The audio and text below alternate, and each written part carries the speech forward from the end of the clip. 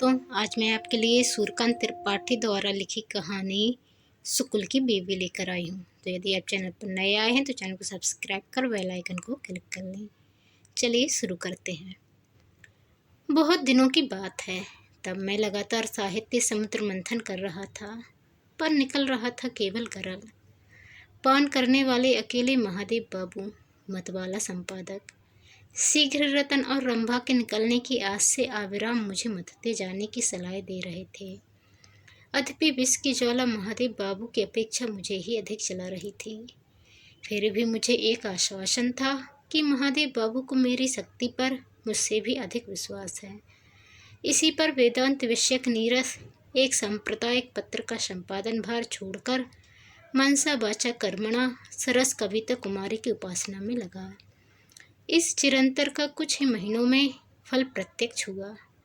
साहित्य सम्राट गोस्वामी तुलसीदास जी को मदन दहन समय वाली दर्शन सत्य उक्ति हेच मालूम थी, क्योंकि गोस्वामी जी ने उस समय दो ही दंड के लिए कहा है, अबला कहीं पुरुषमय और पुरुष सब अबलामय।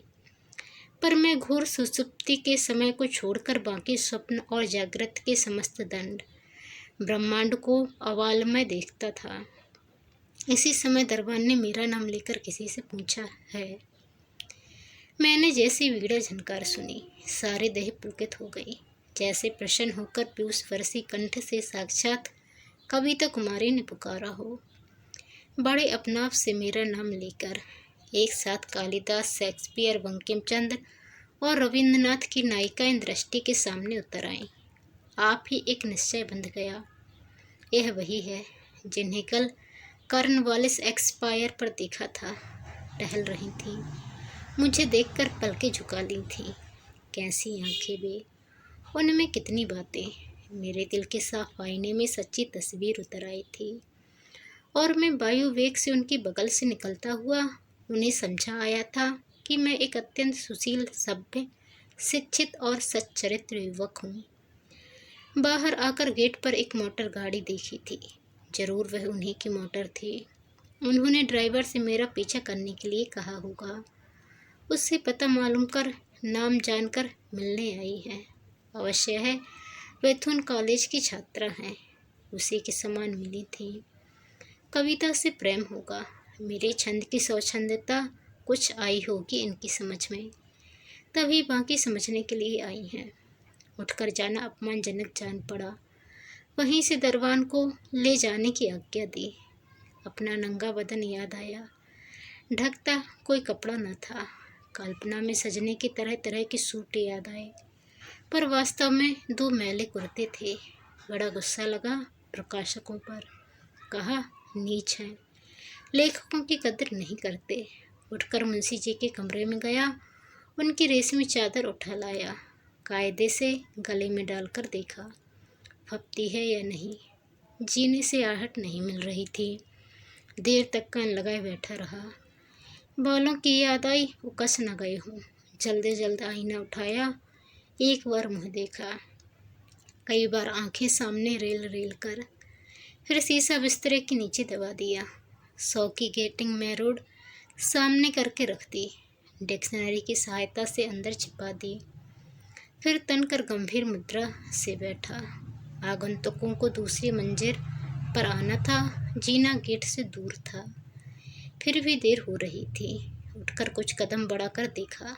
बचपन के मित्र सुकुल आ रहे थे। बड़ा बुरा लगा। अद्यपि कई साल बाद की मुलाकात थी। कृत्रिम हंसी से ओंठ रंग कर उनका हाथ पकड़ा और लाकर उन्हें बिस्तरे पर बैठाया। बैठने के साथ ही सुकुल ने कहा, श्रीमती जी आई हुई हैं।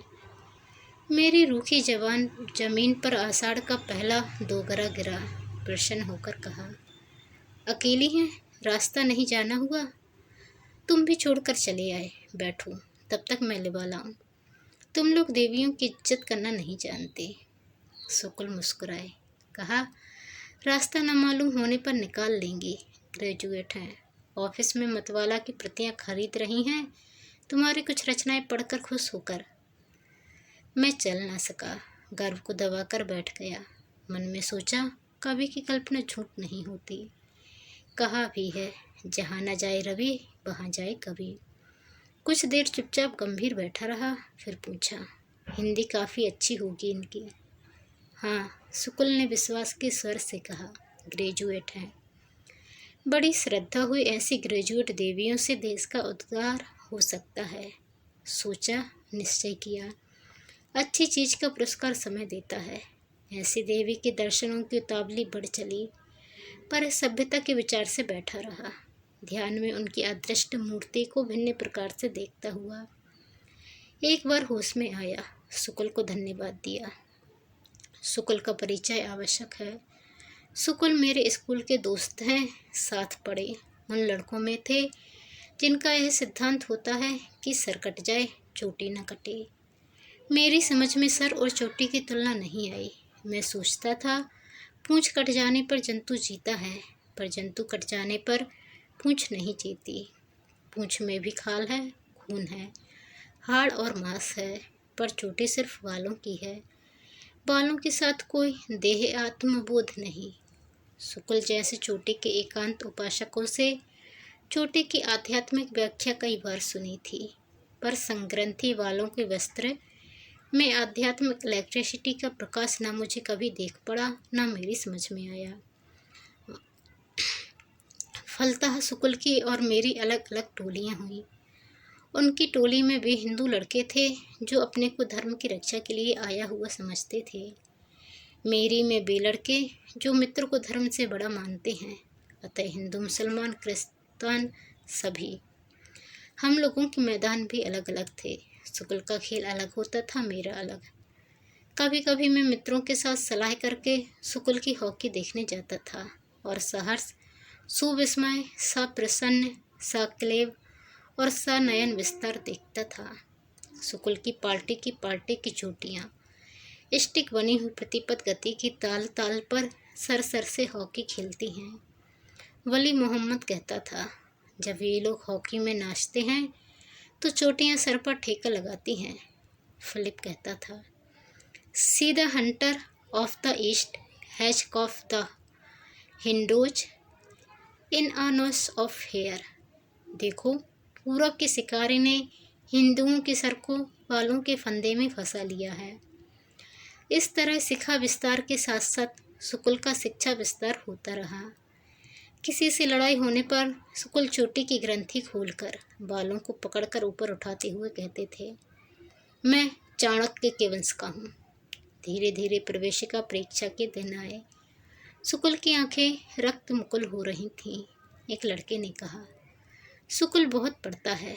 रात को घूंटी से बंधी हुई एक रस्सी से चोटी बांध देता है, ऊँघने लगता है तो झटका लगता है, जग कर फिर पढ़ने लगता है। चोटी की एक उपयोगिता मेरी समझ में आई। मैं कवि हो चला था। फलतः पढ़ने की आवश्यकता न थी। प्रकृति की शोभा देखता था। कभी कभी लड़कों को समझाता भी था कि इतनी बड़ी किताब सामने पड़ी है, लड़के पास होने के लिए सर के बल हो रहे हैं। वे उद्यत कोटि के हैं। लड़के अवाक दृष्टि से मुझे देखते रहते थे, मेरी बात का लोहा मानते हुए। पर मेरा भाव बहुत दिनों तक नहीं रहा। जब 8-10 रोज इम्तिहान के रह गए, एक दिन जैसे नाड़ी छूटने लगी। ख्याल आते ही कि फेल हो जाऊंगा।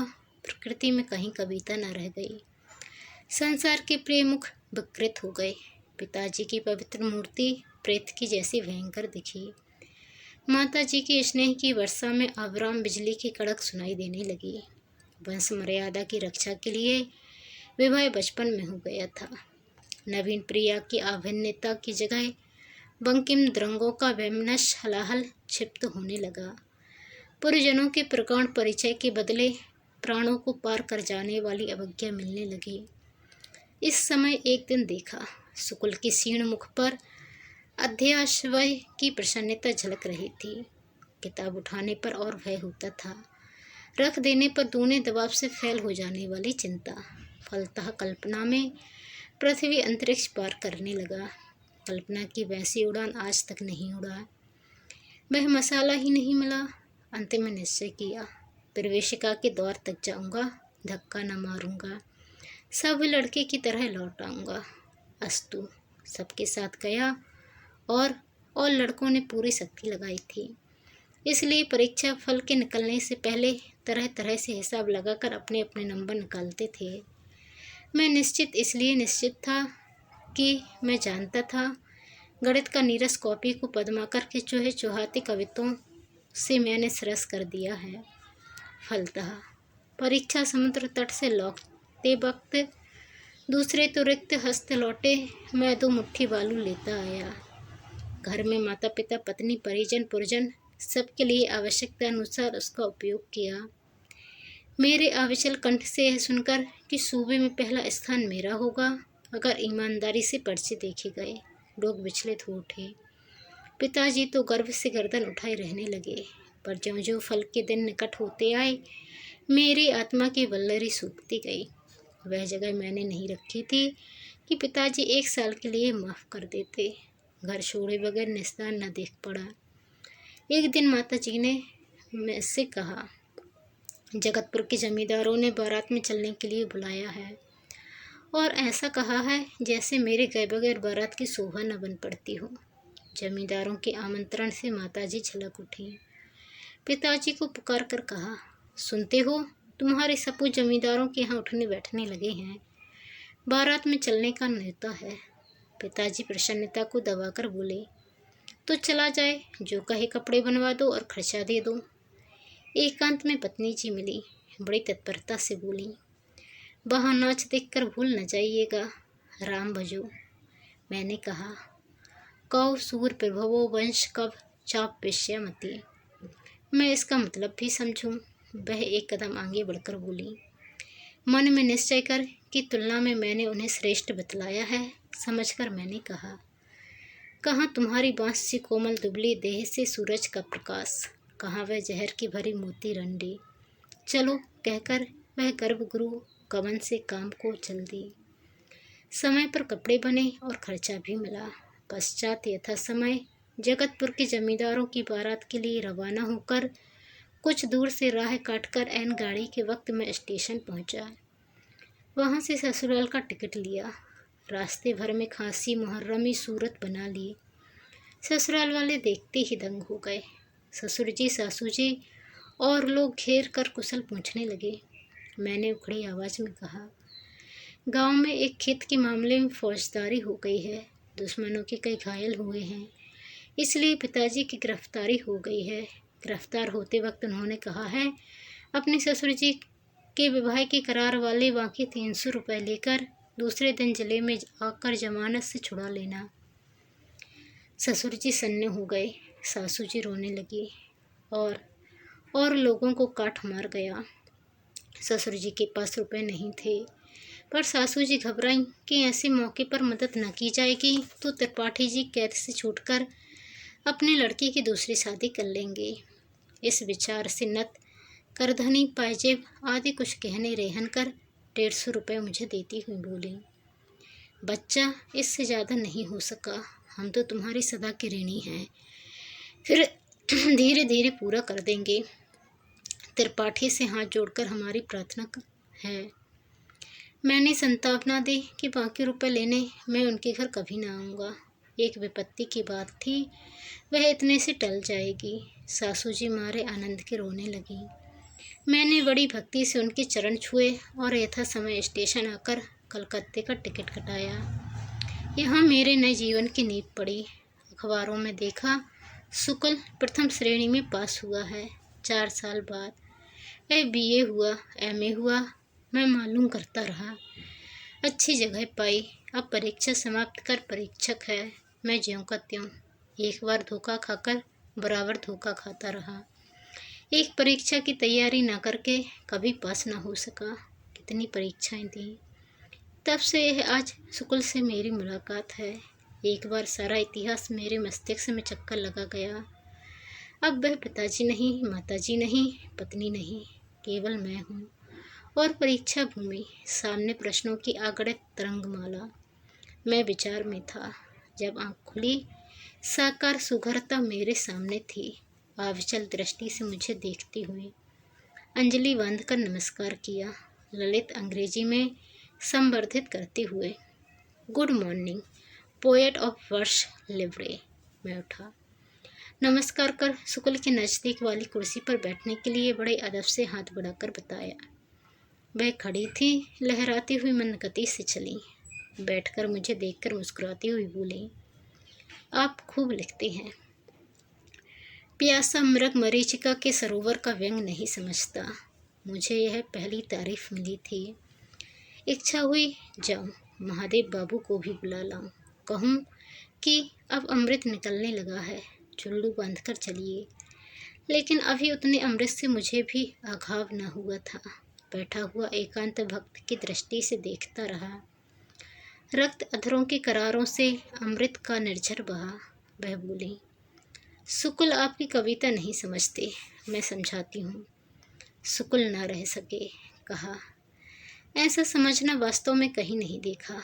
असर भी क्या, चाहे कुछ न समझिए पर सुनने से जी नहीं उठता। एमए क्लास तक किसी प्रोफेसर के लेक्चर में यह असर न था। हाँ हाँ जनाब, देवी जी मेरू मूल सीधा करके बोली, यह एमए क्लास से आगे की पढ़ाई है। जब पास करके आए थे हाथ भर की चोटी थी, समझ में एक वैसी ही मेघ। शुक्ल की चोटी मेरी निगाह में शुक्ल से अधिक परिचित थी, पर उनके आने पर मैंने उन्हें ही देखा था। चोटी सही सलामत है या नहीं मालूम करने के लिए निगाह उठाई कि देवी जी बोली, अब तो चांद है, शुक्ल को शुक्ल बनाते। सच कहती हूँ, मुझे बड़ी मेहनत उठानी पड़ी है। उन्हें धन्यवाद दूँ हिम्मत बांध रहा था कि बोलूँ, मैं स्वयं शुक्ल की सहधर्मिणी नहीं। मेरा रंग उड़ गया।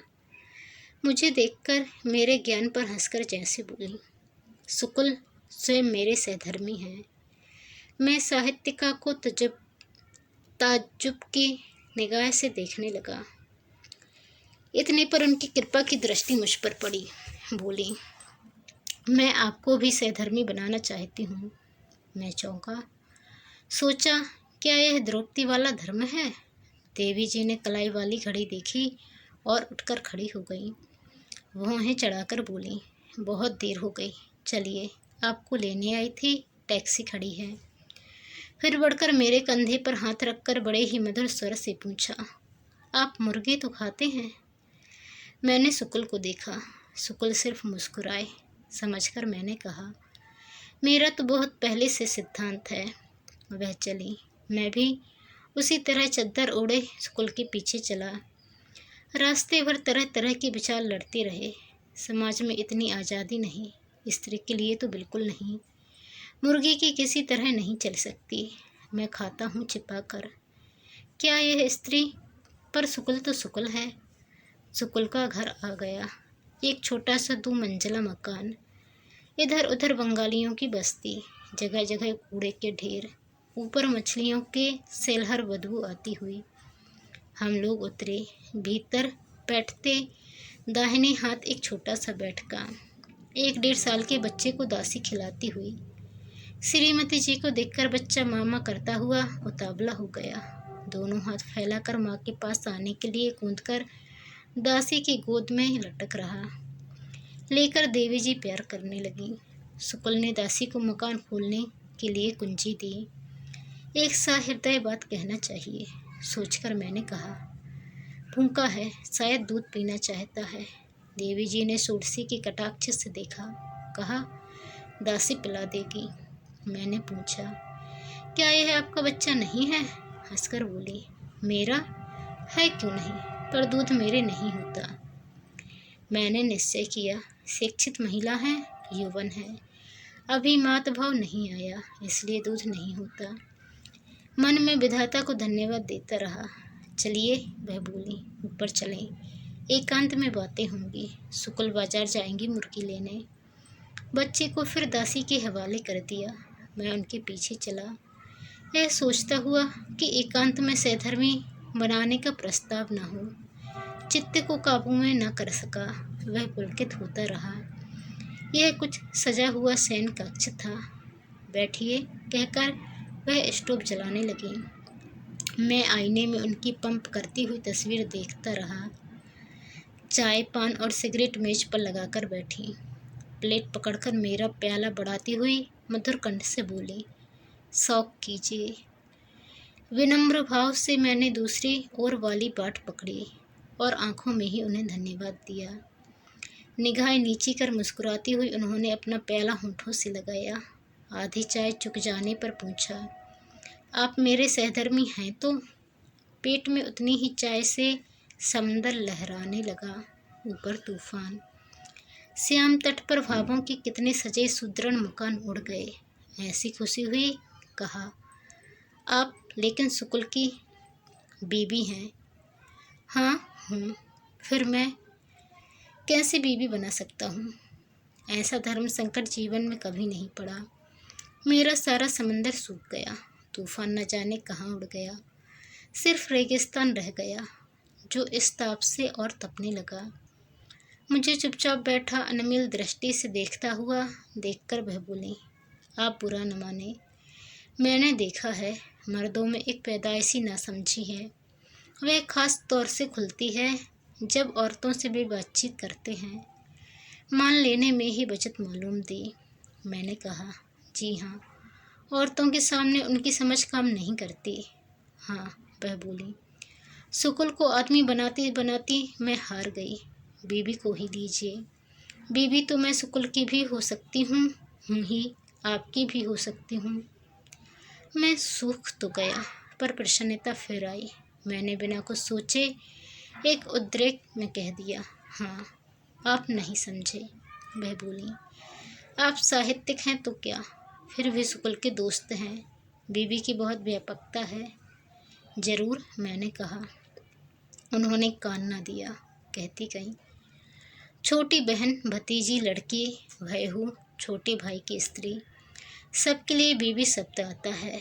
आपकी हाँ किस अर्थ के लिए है? मैंने डूबकर कुछ कुल्ले पानी पीकर जैसे थाह पाई, प्रसन्न होने की चेष्टा करते हुए कहा, बहन के अर्थ में। उन्होंने कहा, देखिए, मर्द की बात एक होती है। इज्जत बचाने के लिए और जोर देकर मैंने कहा, हाँ, मुकर जाऊं तो मर्द नहीं। लजाकर उन्होंने एक बार अपनी आंख बचाई, संभल कर बोली, हम बड़ी विपत्ति में हैं, साल भर से छिपे फिरते हैं। मैं बचने के लिए शुक्ल से उनके मित्रों का परिचय पूछती रही। सिर्फ आपका परिचय मुझे त्राण देने वाला मालूम दिया, पर पता न मालूम था। साल भर से लगा रहे हैं। मैंने चितवन देखी, आंखें सजल हो आईं। कहा, मैं तैयार हूँ। वह उठकर खड़ी हुई, सामने आ हाथ पकड़कर कहा, भाई जी, मेरी रक्षा कीजिए। शुक्ल का घर छूटा हुआ है। जिस तरह हो मुझे अपने कुल में मिलाकर शुक्ल से ब्याह साबित कीजिए। उसकी बड़ी बड़ी आंखें, 2 बूंद आंसू कपोलों से बहकर मेरी जांघ पर टपके। मैं खड़ा हो गया और अपनी चादर से उसके आंसू पोंछते हुए कहा, तुम मेरे चाचा जी की लड़की, मेरी छोटी बहन हुई। मेरे चाचा सस्त्रीक बंगाल में आकर जो गुजरे हैं, उनके एक कन्या भी थी, देश में आई थी। आनंद से भरकर वह मेरा हाथ लेकर खेलने लगी। इसी समय शुक्ल आए। पूछा, राम कहानी हो गई? मैंने कहा, अभी नहीं, कहानी से पहले भूमिका समाप्त हुई है। शुक्ल भरकर उसने कहा, कोलंबस को किनारा दिखा। शुक्ल बड़े प्रसन्न पद छेप से मेरे पास आए। पूछा, चाय कुछ बची है? सब की सब, मैंने कहा, पर ठंडी हो गई होगी, गरम करा लो। बीबी की तरफ मुड़कर पूछा, लेकिन तुम्हारा नाम अभी नहीं मालूम कर पाया। जहाँ से आई हूँ, उसने कहा, वहाँ की पुखराज हूँ, यहाँ की पुष्कर कुमारी। कुंवर, मैंने कहा, जल्दी करो, तुम्हारी मुर्गी स्वादिष्ट होगी, पर कहानी और स्वाददार हो, दोनों के लिए उतावली है। कुंवर चाय बनाने लगी। पंप करते समय सर की साड़ी सरक गई, फिर नहीं संभाला। शुक्ल की आंखें लोभी भौरों की तरह उसके मुँह से लगी रहीं। मैंने वहीं स्नान किया, शुक्ल की धोती पहनी, भोजन किया, बिल्कुल मुसलमानी खाना, वैसी ही चपातियाँ, वैसा ही कूरमा, वही चटनी, वही मुरब्बा, वही मिठाई। खाते हुए पूछा, कुंवर, हिंदू भोजन भी पका लेती हो या नहीं? उसने हाँ कहकर शुक्ल की तरफ इशारा गया कि इनसे सीखा है। किताब छोड़कर खाना पकाते बड़ी परेशानी होती होगी तुम्हें, मैंने कहा।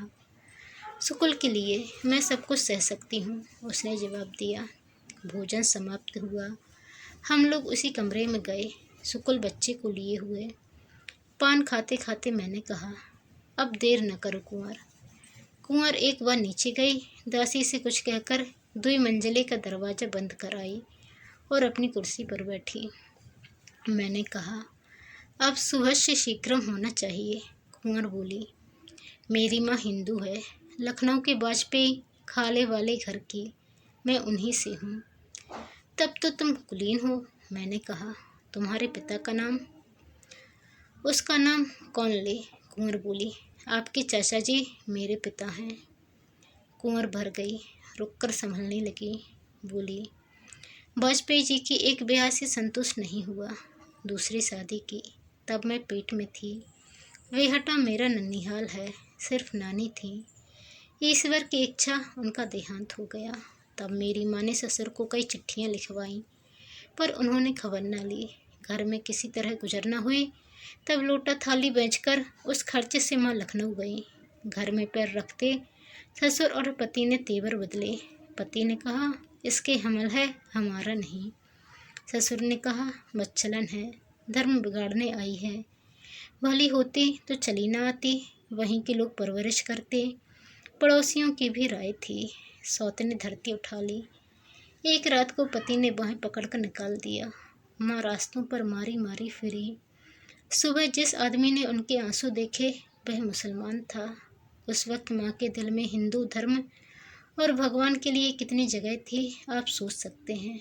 निसहाय अंतःसत्त्वा अबला केवल आश्रय चाहती थी। सहानुभूतिपूर्ण मनुष्यता युक्त वह एक मुसलमान से प्राप्त हुआ। मुसलमान की बातों में विधर्मीपन न था। एक स्त्री के प्रति पुरुष का जैसा चाहिए वैसा आश्वासन, विश्वास और पौरुष था। माँ आकृष्ट हुई। वह माँ को ले चला, आगे वह, पीछे माँ। माँ फूल के कड़े छड़े धोते पहने हुए मुसलमान के पीछे चलती साफ हिंदू महिला मालूम दे रही थी।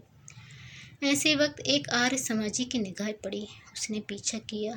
मुसलमान बढ़ता हुआ घर पहुंचा, पर उसे हिंदू का पीछा करना मालूम हो गया था, इसलिए डरा। घर देखकर वह आर्य समाजी पुलिस को खबर देने गया। इधर मुसलमान ने भी पेशबंदी शुरू की। एक दूसरे मुसलमान दोस्त के तांगे में पर्दा लगाकर माँ को दूसरे मुसलमान दोस्त के घर कराया। पुलिस की तहकीकात जारी हुई। साथ साथ माँ का एक मुसलमान के घर से दूसरे मुसलमान के घर होना। अंत में वह एक ऐसे घर पहुँची जो एक इंस्पेक्टर पुलिस का था। इंस्पेक्टर साहब छुट्टी लेकर उस वक्त रह रहे थे। नौकरी पर चलते समय वह माँ को भी साथ लेते गए। अकेले थे, माँ सुंदरी थी। इच्छा हुई इंस्पेक्टर साहब का नाम पूछूं, पर सोचा वाजपेयी जी के नाम के साथ बात को मालूम कर लूँगा। कुंवर कहती गई। इस तरह इंस्पेक्टर साहब ने एक अबला की रक्षा की। मैं पैदा हुई। मेरे कई भाई बहन और हुए। मैं उर्दू पढ़ती थी। मुसलमान पिताजी का लखनऊ तबादला होने पर अंग्रेजी पढ़ने लगी। 9th क्लास में थी। माँ ने पिताजी की बातचीत हुई मेरी शादी के बारे में। मैं कमरे के बाहर खड़ी थी। उन्हें मालूम न था। उस रोज़ मुझे कुछ आभास मिला। पहले माँ को नाराज़ होने पर जिन शब्दों में अभिहित करते थे उनकी सच्चाई समझी। मेरी आँख खुली, बड़ी लज्जा लगी। हिंदू मुसलमान इन दोनों शब्दों पर किसी की तरफदारी के लिए। एक रोज़ माँ को रोककर मैंने पकड़ा। जो कुछ सुना और समझा था कहा और बाकी ब्यौरा समझाने के लिए विनय की। एकांत में माँ ने अपना सारा हाल सुनाया और ईश्वर का स्मरण कर उनकी इच्छा कहकर खामोश हो गई। मुझे जातीय गर्व से घृणा हो गई। मैंने कहा, मैं शादी नहीं करूँगी, जी भर पढ़ना चाहती हूँ बस। यहीं से मेरे विचार बदले। मैट्रिकुलेशन पढ़कर मैं IT कॉलेज गई और दूसरे विषयों के साथ हिंदी ली। FA पास हो BA में गई। आखिरी साल शुक्ल को देखा कहने के साथ कुंवर को जैसे नेह का स्रोत फूट पड़ा। कुछ रसपान कर मैंने कहा, कुंवर यहाँ अच्छी तरह वर्णन करो। हिंदी के कहानी लेखक और पाठक बहुत प्यासे हैं। कुंवर जमकर सीधी हुई, बोली, शुक्ल तब क्रिश्चियन कॉलेज में प्रोफेसर थे। प्रिंसिपल को आश्वासन दिया था कि ईसाई धर्म को वह संसार का सर्वश्रेष्ठ धर्म मानते हैं, लेकिन बूढ़े पिताजी का लिहाज है और वह 2-4 साल में चलते हैं। बात को शुक्ल क्रिश्चियन के अलावा दूसरा अस्तित्व नहीं रखते। कुछ निबंध भी प्रमाण के तौर पर लिखे। दूरदर्शी प्रिंसिपल ने तब सिफारिश की और उन्हें जगह मिली। मेरे मकान के सामने ठहरे थे। बड़ी संभाल से हैट लगाते थे कि चोटी कहीं से न दिख पड़े। पगड़ी के भीतर विभीषण के तिलक की तरह। कभी मिसेस शुक्ल आती थीं, कभी अकेले ठोकते खाते थे। मुझे इतना जानते थे कि इस मकान से कोई कॉलेज जाती है। एक दिन की बात, मैं छत पर थी, शाम हो रही थी। शुक्ल बरामदे में बैठे थे। मौसम बरसात का, बादल मदन की वैजंती बने हुए। ठंडी हवा चल रही थी, पेड़ पौधे लोट-पोट। क्या कहूँ, मैं भी ऐसी हवा से लहराई। बहुत पहले कुछ ईंटें बाहर देखने के लिए जमा कर रखी थीं, उन पर खड़ी हो गई। अवरोध के पार सर उठाकर देखा, शुक्ल बैठे थे। कई बार पहले भी देख चुकी थी, शुक्ल ने न देखा था। अब की निगाहें एक हो ही गई। शुक्ल की जनरल की मूछें, बाघ का मुँह, कालिदास की आंखें। माफ़ कीजिएगा, मैं बकरे को कालिदास कहती हूँ। टकटकी बंध गई। मुझे किसी ने जैसे गुदगुदा दिया। इतनी बिजली भर गई कि मैंने फौरन शुक्ल को फौजी सलामी दी। होश में आ लजाकर बैठ गई। फिर कई दिन आंखें नहीं मिलाई, छिप छिप कर देखती रही। शुक्ल दूसरों की नज़र बचाते कितने बेचैन थे। मुझे लुफ्त आने लगा। शिकार की तड़फड़ाहट से शिकारी को जो खुशी होती है, बरामदे में सुबह शाम बैठना शुक्ल का काम हो गया। कहीं न जाते थे, इधर उधर देखकर निगाहें उसी जगह जमा देते थे। जगह खाली देखकर आएँ भरते थे। मैं दीवार के छेद से देखती थी। एक रोज़ फिर उसी तरह दर्शन देने की इच्छा हुई। ईंट बिखेर देती थी, इकट्ठी की, खड़ी हुई। सूरज मुँह के सामने था। शुक्ल ने देखते ही हाथ जोड़कर प्रणाम किया। मैं कागज़ का एक टुकड़ा ले गई थी, उसकी गोली बनाकर उसे नीचे डाल दिया। उस पर शुक्ल की जैसी निगाहें थी, वैसी नादिर शाही की कोहिनूर पर भी न रही होगी, न अंग्रेज़ों की अवध पर। मारे आकर्षण के मुझसे न रहा गया। पूछा, क्या लिखा था? कुछ नहीं, कुंवर बोली। वह कोहिनूर की तरह सफ़ेद था। शुक्ल ने उसे उठाकर बड़े चाव से खोला और अतपि उसमें कुछ न लिखा था। फिर भी कुछ लिखा होता तो शुक्ल को इतनी सरसता न मिली होती। उस शून्य पृष्ठ पर विश्व की समस्त प्रेमिकाओं की कविता लिखी थी। शुक्ल उसे लेकर बरामदे में आए और मुझे दिखाकर हृदय से लगा लिया। मैं मुस्कुराकर विदा हुई। इस खाली के बाद भरी दागने लगी। रोज़ एक गोली चलाती थी। बिहारी देव, पद्माकर, मतीराम आदि के दोहे और कविता लिख लिख कर अंत में शुक्ल का किला तोड़ लिया। एक दिन एक गोली में दाग कर कि तुम्हारे घर आऊँगी, रात भर दरवाज़ा खुला रखना। कई और किले पर अधिकार कर समझा दिया कि इम्तिहान के बाद स्थायी रूप से यहाँ आकर निवास करूँगी। शुक्ल अपनी भूलों का बयान करते रहे। कब क्या करते, क्या हो गया, पर मैंने कोई भूल की ही नहीं थी। मिसेस शुक्ल से शादी करके शुक्ल के पिताजी ने मुमकिन है भूल की हो। मैंने यह जरूर सोचा कि मेरे कारण शुक्ल की मुसीबतें बढ़ सकती हैं, पर साथ ही यह ख्याल आया कि कोई पहलू उठाइए, सामने मुसीबत है, अब कदम पीछे नहीं पड़ सकता। जहाँ शुक्ल हर चाल पर चूकते थे, वहाँ मैंने पहले ही मात दी। इम्तिहान में बैठी और शुक्ल के घर आकर मालूम किया, पास हुई और राय बहादुर पन्नूलाल हिंदी मेडल पाया और फिर डिग्री लेने नहीं गई। इम्तिहान के बाद जब एक रात को हमेशा के लिए शुक्ल के घर आकर बैठी, बड़ा तहलका मचा। कुछ ढूंढ तलाश के बाद जब मैं नहीं मिली, निश्चय हुआ कि मेरी मर्जी से किसी ने मुझे भगाया। शुक्ल पर शक हुआ, थाने में रिपोर्ट हुई। शुक्ल मुझे कहाँ रखे, घबराए। दीवार से बनी एक अलमारी थी। अलमारी के नीचे एक तहखाना छोटा सा था। मैं अब जैसी हूँ तब इससे और दुबली थी। जगन्नाथ जी में कुछ महीने हुए, कलयुग की मूर्ति दिखी। कंधे पर बीबी को बैठा मियाँ लड़के की उंगली पकड़े बाप को धत्कार रहे हैं। मेरी इच्छा हुई शुक्ल कलयुग बने। शुक्ल को कई दफ़े कलयुग बना चुकी हूँ धत्कारने के लिए। कहती थी, सामने समझो हिंदूपन रूपी तुम्हारा बाप है। शुक्ल धत्कारते थे। गरज है कि उस तहखाने में मैं आसानी से आ सकती थी। शुक्ल से मैंने कहा, ऊपर कुछ कपड़ा डाल दो, सांस लेने की जगह मैं कर लूँगी। अलमारी के ऊपर वाले तानों में चीज़ें पहले से रखी थीं। बाहर से अलमारी बंद करा के ताला लगवा देती थी। इस तरह 2-2, 3-3, 4-4 घंटे दम साधने लगे। जब शुक्ल कॉलेज जाते थे तब बाहर से ताला बंद कर लेते थे। जब लौटते थे तब बाहर दरवाज़ा बंद कर लेते थे। कोई पुकारता था तो मैं तहखाने में जाती थी। अलमारी का ताला बंद करके शुक्ल बाहर निकलते थे। तीसरे दिन सही सही पुलिस आ गई। शुक्ल उसी तरह बाहर निकले। प्रभात काल था, बल्कि उषा काल। दरोगा मुसलमान डटकर तलाशी लेने लगा। अलमारी के पास आकर खड़ा हुआ। मैं समझ गई, यह सांस की आहट ले रहा है। मैं मुँह से सांस लेने लगी। फिर अलमारी नहीं खुलवाई। दराज से देख कर चला गया। शुक्ल उसे बिताकर उसी तरह भीतर आए। मुझे निकाला। मैं खिलखिलाकर हंसी। फिर शुक्ल से जल्द मकान बदलने के लिए कहा। तलाश की खबर चारों तरफ फैली। शुक्ल के गांव भी पहुंची। अब तक शुक्ल ने भी तलाशी का हाल लिखा, पर मकान बदलकर यह मकान बड़ा था। बगल बगल 2 आंगन थे। मेरा ख्याल रख लिया गया था। चिट्ठी पर शुक्ल के भाई मिसेज मुकुल को लेकर आए। हम पहले से सतर्क थे। बड़े मकान में शुक्ल रहने लगे। मैं अपना गुप्त जीवन व्यतीत करती रही। मुझे कोई कष्ट न था, पर शुक्ल की ड्यूटी बढ़ गई। सौभाग्य कहूँ या दुर्भाग्य।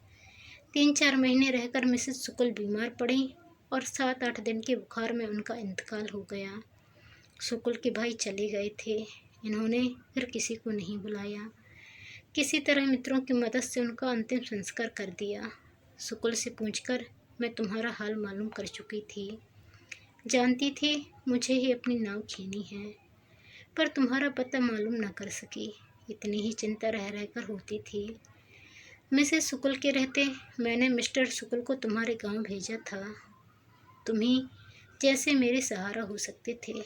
मिसेस शुक्ल के रहने पर मुझे कोई अड़चन न थी, न अब न रहने पर कोई सुविधा है। यह बच्चा मिसेस शुक्ल का है। बड़ी कठिनाइयों से तुम्हारा पता लगा था।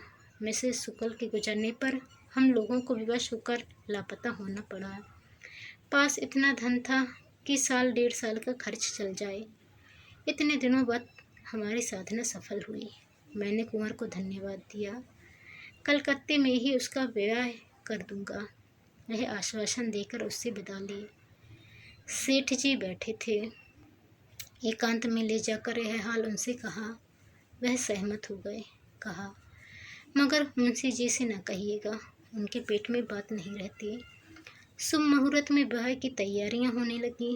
एक दिन आमंत्रित हिंदी भाषी विभिन्न प्रांतों के साहित्यकों की उपस्थिति में शुक्ल के साथ श्री पुष्कर कुमारी का ब्याह कर दिया। प्रीति भोज में अनेक कनवजीर सम्मिलित थे। देश में यह शुभ संदेश शुक्ल के पहुंचने से पहले पहुंचा। कुंवर अब भी हैं। तो दोस्तों, आपको ये कहानी कैसी लगी कमेंट कर ज़रूर बताएं। चैनल पर नए आए हैं तो चैनल को सब्सक्राइब कर बेल आइकन को क्लिक कर लें। धन्यवाद। जय हिंद।